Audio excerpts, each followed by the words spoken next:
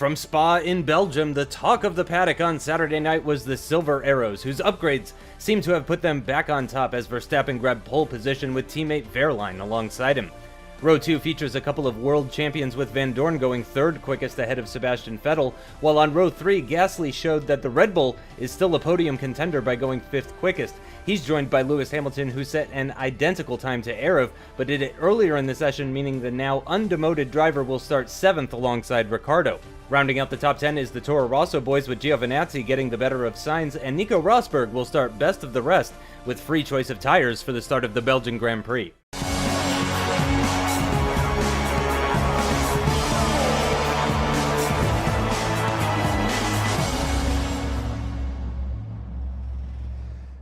What's going on, guys? AIRBORNE here, and welcome back to my F1 MyDriver career mode, episode number 13 today for Season 4 at the Belgium Grand Prix. Before we get into things today, I just want to say a huge thank you, guys, for the support on the last episode. It was insane. The Italian Grand Prix, I think the video's just crossed over 40,000 views. It's got over 2,500 likes.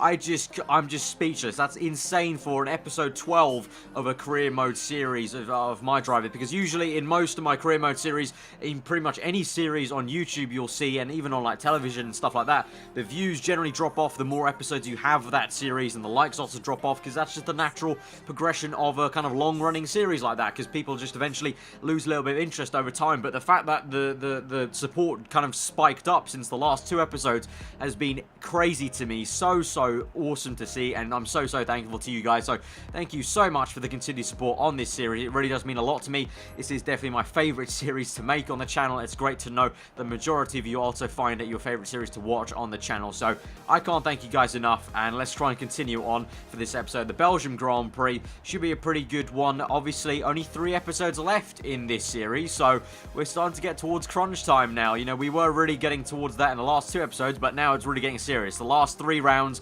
you know, there's only 3 race wins up for grabs and 3 podiums up for grabs, and only three races left to get the maximum points. Obviously, we're level on points with Sebastian Vettel going into this race. Gasly leads the way by only a couple of points, so it's all to play for here. So let's get to the starting grid for the Belgium Grand Prix.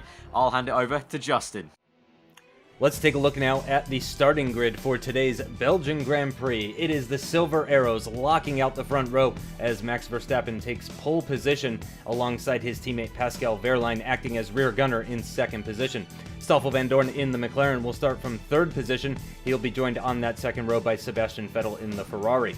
Then comes Pierre Gasly in the Red Bull. He'll be starting alongside Lewis Hamilton in the other McLaren down in 6th position, a few spots off of Stoffel. In 7th position comes AIRBORNE. After recently being demoted at the Italian Grand Prix, he is back at the sister team of Red Bull. He's joined on the 4th row by Daniel Ricciardo in the Ferrari. Row 5 is all Toro Rosso, with Giovinazzi getting the better of Sainz during today's qualifying sessions. Then comes Nico Rosberg on row 6. He'll be joined by Kevin Magnussen in the Renault. Those 2 guys best of the rest, and with free choice of tires, could be a threat for the points in the race. Then comes the Alfa Romeo of Leclerc. Romain Grosjean in the Haas will start from 14th position. Schumacher in the other Alfa Romeo will start 15th along Nico Hülkenberg in the Renault. A difficult qualifying for him today. He'll be starting a number of positions behind his teammate Magnussen. Sergei Sorokin in the other Audi car, well off his teammate, down in 17th position. He's joined on that row by Valtteri Bottas in the Williams. Then comes the other Williams of Lance Stroll in 19th. Sergio Perez for the Force India team in 20th position. And rounding out the grid of 22 drivers, it is Esteban Ocon and Joseph Newgarden. So that's how the grid lines up today ahead of this Belgium Grand Prix. Let's get into this thing. We go to 5 red lights for the 3rd last round in the season. 5 red lights are out and we're underway. It's a pretty decent start from us, but an even better one from Daniel Ricciardo on the left-hand side. You can see he's coming up on our left into turn 1. We're going to have to do some defending here to make sure we stay in 7th place. We've got our title rivals, Gasly and Vettel, making contact, actually. Gasly's been thumped around like a ping-pong ball, and he's lost 3 positions there. We're up into 5th place now as we go towards Rouge, and behind us, look at that, Ricciardo, Hamilton and Gasly side by side. Gasly made some more contact there. He's lost another position, I think, to the Toro Rosso of Giovinazzi. What a poor start from Pierre Gasly is up ahead. Verstappen leading the way from Vettel, Van Dorn, Wehrlein here in P4 ahead of us. We're going to try and slipstream, and can we make a diving move down the inside? We'll go side by side with Pascal Wehrlein.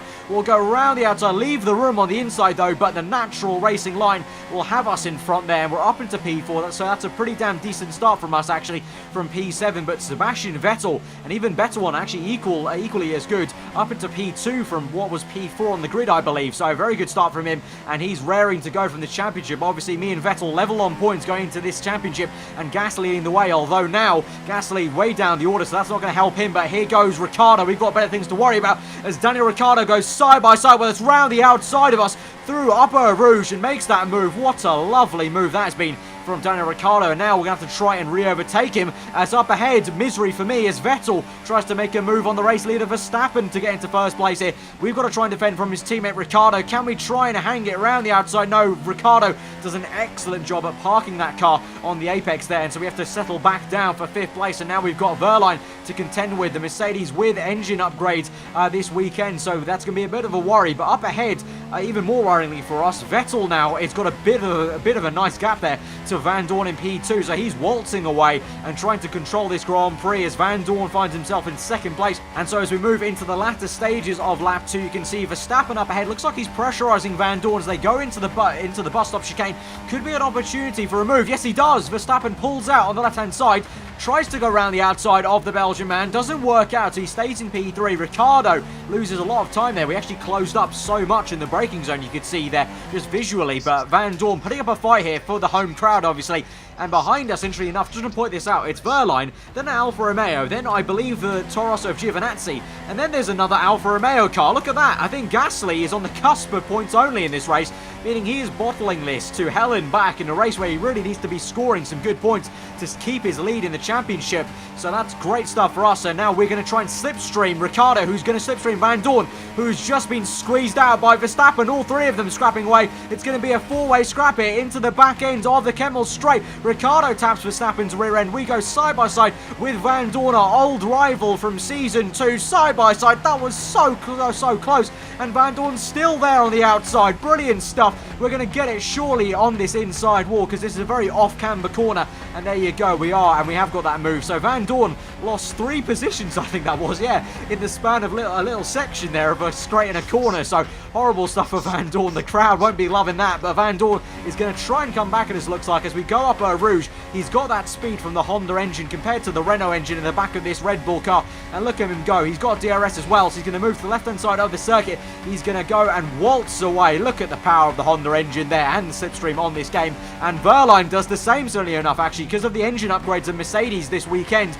Wehrlein's able to do that for the first time in a long while now, and we have to go off track a tiny bit and extend the track just to make sure we keep that position, little loose back end. And Wehrlein now tries to hang it around the outside. You can see his front wing there getting very close to our side pod, but we've just about managed to squeeze him out for P5. So a lot of scrapping going away, and that's all meant that Vettel is out there waltzing away in first place, probably all kind of fine and dandy in his world. He's going to be really good for the championship in that position. But now we move on to lap 4. You can see Wehrlein's come back at us. He's overtaken us on the back straight, but I am actually going to come in for a pit stop this lap. You can see I showed you guys my tyre wear just to show you how bad it was getting, and that's why I want to come in this lap. So we make a move down the inside of Wehrlein just to make sure we're ahead of him going to the pits, because if he was coming to the pits, which he has not, but if he was, I needed to make sure I was ahead of him, but thankfully he didn't. So we've come in behind Van Dorn, and I think there was also Vettel right in front of him coming in as well, who was quite close to him, and I think there must have been an issue for Sebastian Vettel on his in-lap, because surely if he was leading the Grand Prix and Van Dorn was about P5, wasn't it? He wouldn't have been that close to him. Yeah, look at that. That's Vettel. We've actually jumped Van Dorn. McLaren have a bad pit stop there, and so we find ourselves right behind Sebastian Vettel, the quote-unquote race leader. But now I'm not too sure. I think the Mercedes guys might have the jump on Vettel and myself here as we come out on soft tyres. Vettel does the same, I think, but we've jumped Van Dorn for sure as he's out behind in front of a Toro Rosso. But yeah, Sebastian Vettel has lost a lot of time, so he must have had an issue on his in-lap, because there goes a green wing of the Mercedes car. You can see just briefly flash past us on the screen, so I think that must be Max Verstappen. There it is.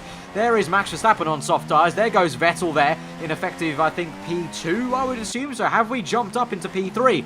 I'm not too sure. We'll have to answer that question soon, but we're going to take a look and go a little bit back. Pause right here and go a little bit back to the start, because this was what happened to Pierre Gasly. So he got a bit of a tap from Vettel on the rear end, and that was all Gasly's fault, really, as he didn't make enough of a turning motion to get around Vettel. He then tries to go side by side with Hamilton and Ricciardo into Eau Rouge. Again, makes contact with Hamilton, goes off on the runoff area. Very dangerous place to actually come back on track. So quite thankful, actually, there wasn't a crash there for him.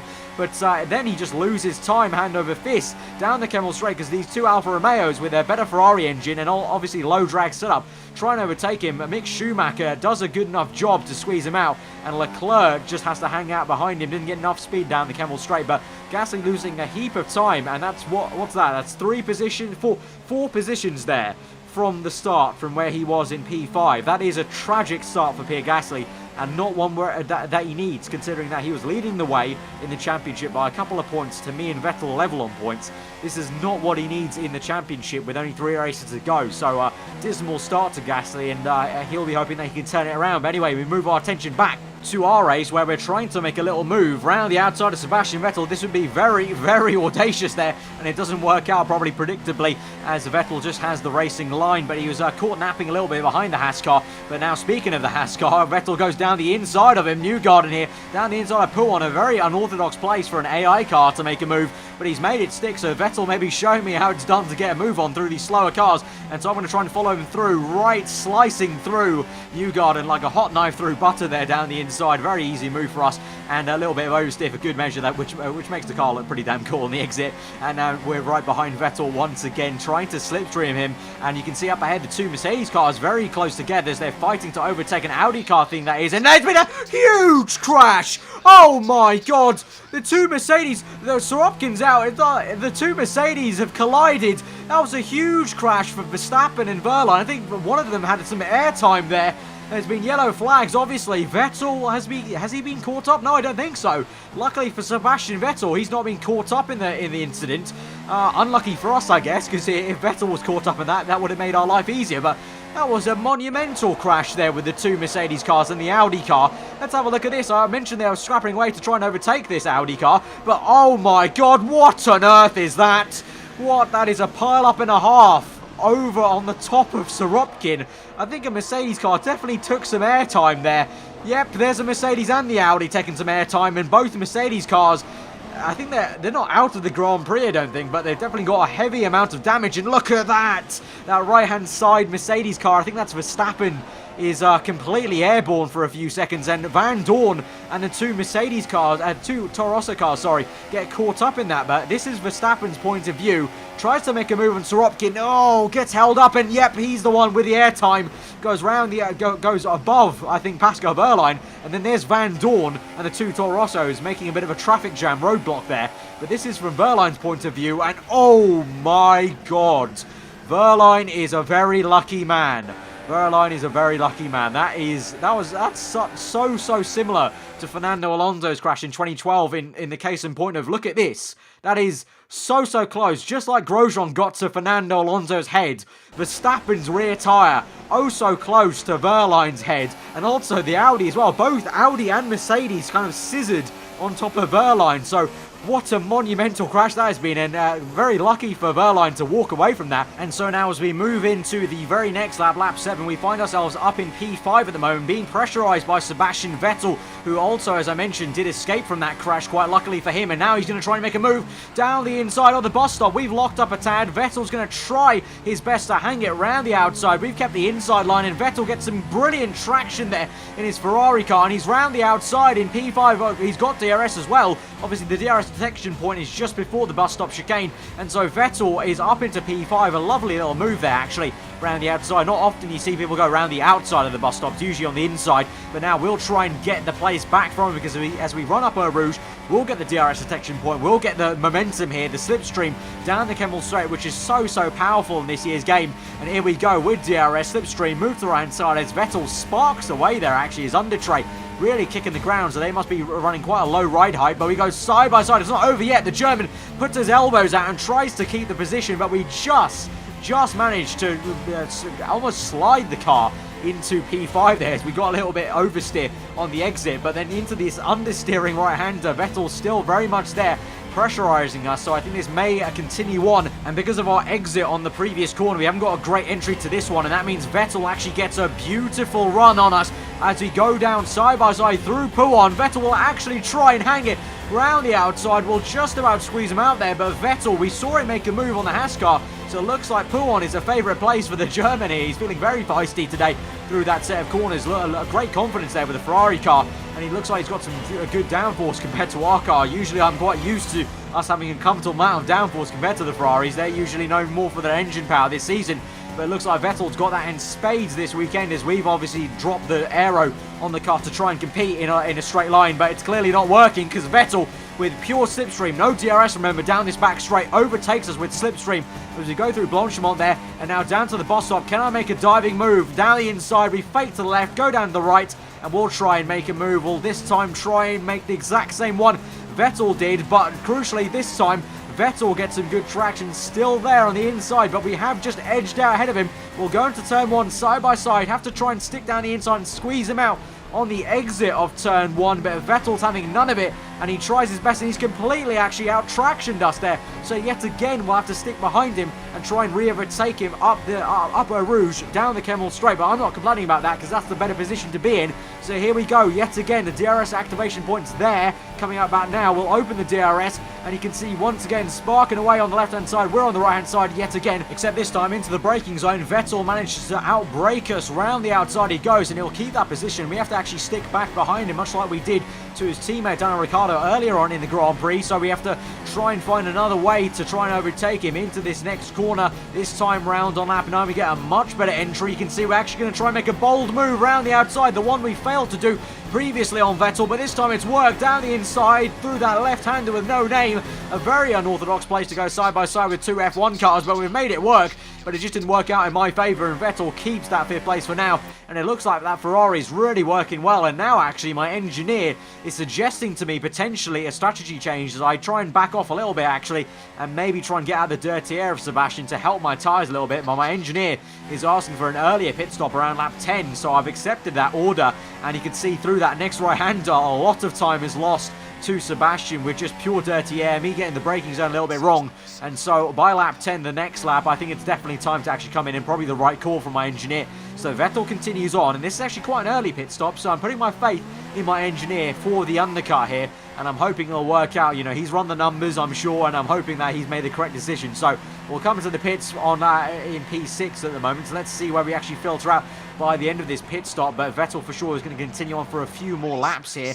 But we're all good in P9, P10 now. This will be around about to the Alfa Romeos of Leclerc and Giovinazzi. You can see in the top left there. We've got Magnussen also in the fray. So we haven't seen too much of the Renault cars this weekend. They've been bogged down a little bit by the Renault engine, obviously. Red Bull, the team, my team, have done the best job we can to try and kind of negate any of the drag forces. But obviously Renault may not have the staff and manpower to do so. So they find themselves a little bit out of the mix this race compared to others. But now we move on to lap 13, so 3 laps later, and we still find ourselves in P9, so showing just how early we actually did pit, because other people are still going around on their second stint after their first pit stop. But the more pressing news, you can see by the on-screen graphic, Daniel Ricciardo is out of this Grand Prix, so one of the Ferraris is out, and yet again, the Ferrari engine foible to probably come to play. Ferrari have been so poor reliability of their engine. It may be one of the faster engines on the grid, along with the Honda engine, and now you've got to say the Mercedes engine, but boy is it been very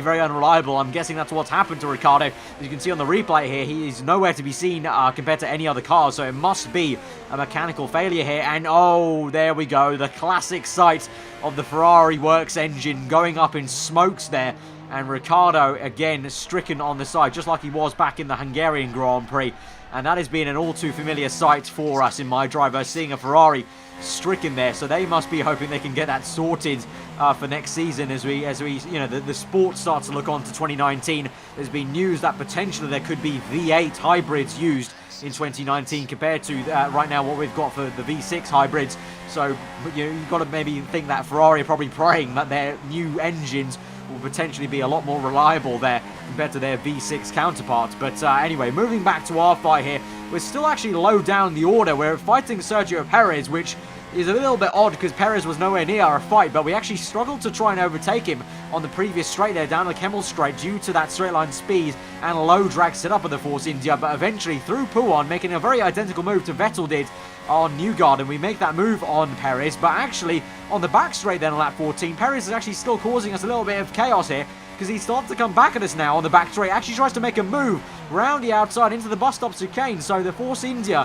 you know, with that upgraded Mercedes engine and its natural low drag setup for the first time is fighting us in MyDriver, really. I don't think we've ever really had a major scrap with the Force Indias, really.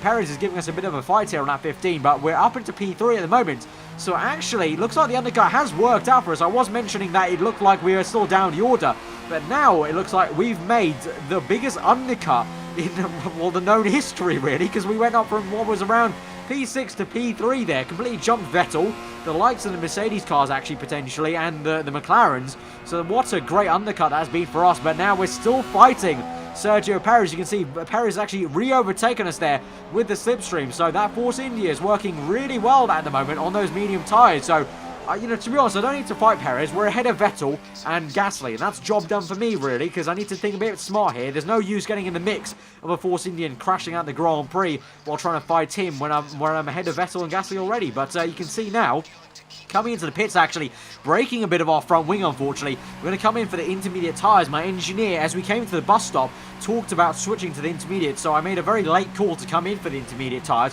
But actually, unfortunately for us, coming in there, you can see my team have decided not to fix that front wing that we damaged on the pit entry. And unfortunately for me, that means I might have a bit of understeer on this last stint. We're on lap 16, only a few laps to go in this Grand Prix. You know, 6 of them, and at Spa, that's not that much of the Grand Prix left, actually, especially on intermediate conditions. This will kind of neutralise the race a little bit as DRS is disabled, and this will kind of slow things down. So we will get a bit of understeer, but we're still ahead of Vettel and Gasly, crucially. You can see I'm having to lift off a little bit through Rouge already and just be very tentative there, but I'm really a little bit annoyed my team didn't decide to change the front wing. It's not like we didn't have the time to do so.